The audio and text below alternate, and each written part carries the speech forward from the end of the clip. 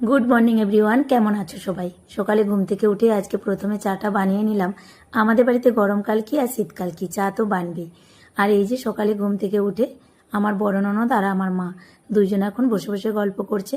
দিদিকে প্রথমেই চাটা দিলাম, কারণ দিদি যেহেতু সুগার, তাই সুগার ফ্রি দিয়ে দিদিকে চাটা দিয়েছি। দিদি খুব একটা চা খেতে চায় না, আমি মাঝে মাঝে সুগার ফ্রি দিয়ে একটু জোর করে দিই। তারপর মা বাবা সবাইকে চা দিলাম। চাটা খেয়ে এখন চলে এসেছি আমাদের সামনেই যে একটা জায়গা আছে, ওখানে আগে কাঁঠালি কলার অনেক গাছ ছিল, এখন তো অনেকটা কমে গেছে। তবু এই যে একটা কাঁদি পড়ে গেছিলো গাছটা, সেটা এখন দিদি আমরা সবাই মিলে এসে কেটে নিলাম। আর থোরটা না খারাপ হয়ে গেছে, পোকা লেগে গেছে। কিছুটা ভালো ছিল, দিদি সেটাই নিয়ে নিয়েছে। তো এখন এই যে কাঁদিটা বৌদি নিয়ে চলে আসলো। তারপর দেখছি রাজবাবু বাজার থেকে চলে এসেছে। আজকে বাজার থেকে নিয়ে এসেছে একটা কাঁঠাল, আম, সজনি শাক। সজনি শাকটা না আমাদের বাড়িতে দেশে আসা থেকে খুব খাওয়া হচ্ছে, সবাই খেতে ভালোবাসে। আসলে এটা তো মুম্বাইয়ে খুব একটা পাওয়া যায় না। তারপর মাছ টাছও নিয়ে এসেছিলো। আমার রান্নাবান্না কমপ্লিট হয়ে গেছে। আজকে দুপুরে যে আম কেটেছি আর কচু আলু চিংড়ি মাছ দিয়ে একটা সবজি হয়েছে, মাছের তেল ঝাল, মৌরলা মাছ ভাজা, পটল ভাজা, সজনি শাক ভাজা। আজকে তাহলে আসি, টাটা।